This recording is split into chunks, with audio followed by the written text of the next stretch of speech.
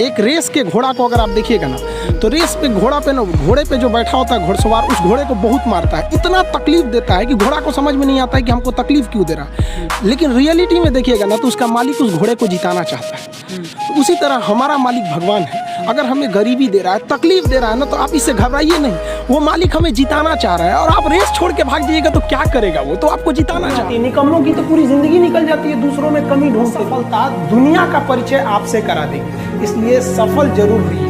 देखिए 97% लोग जो है ना, वो थक के किसी काम को छोड़ देते हैं और जिंदगी भर उन 3% लोगों के लिए काम करने लगते हैं जो कभी भी हार नहीं मानते।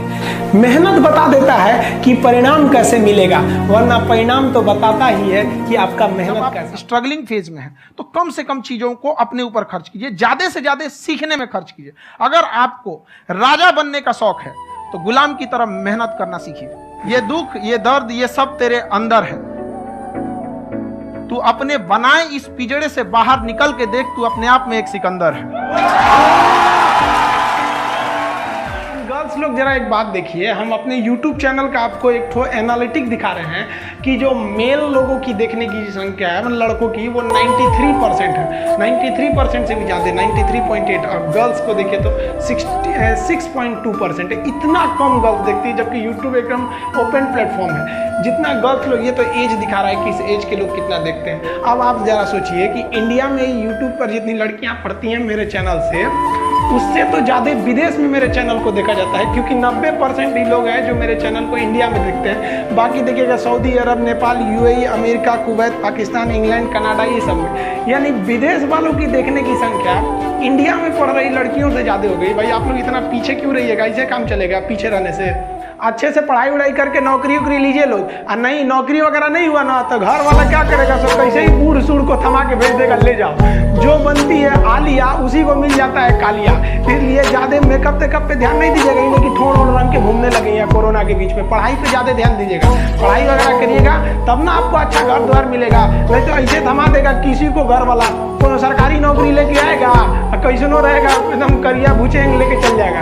इसलिए सब लोग भाई, वह खून कहो किस मतलब का जिसमें उबाल का नाम नहीं, वह खून कहो किस मतलब का आ सके देश के काम नहीं, वह खून कहो किस मतलब का जिसमें जीवन न रवानी है, जो परवश होकर बहता है वह खून नहीं है पानी है। उस दिन लोगों ने सही सही खून की कीमत पहचानी थी, जिस दिन सुभाष ने बर्मा में मांगी उनसे कुर्बानी थी। बोले स्वतंत्रता की खातिर बलिदान तुम्हें करना होगा, तुम बहुत जी चुके जग में, लेकिन आगे तुम्हें मरना होगा। आजादी के चरणों में जो जयमाल चढ़ाई जाएगी, वह सुनो तुम्हारे शीशों के फूलों से गूंथी जाएगी।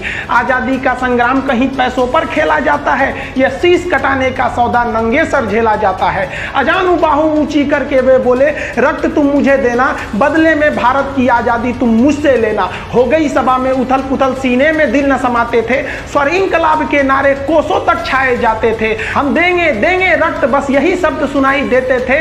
रण में जाने को युवक खड़े तैयार दिखाई देते थे। बोले सुभाष, वह आगे आए जिसके तन में भारतीय खून बहता हो, वह आगे आए जो खुद को हिंदुस्तानी कहता हो, वह आगे आए जो इस खूनी हस्ताक्षर करता हो, मैं कफन बढ़ाता हूं, वह आगे आए जो इसे हंस कर लेता है। सारी जनता हुंकार उठी, हम आते हैं, हम आते हैं, माता के चरणों में हम अपना रक्त चढ़ाते हैं।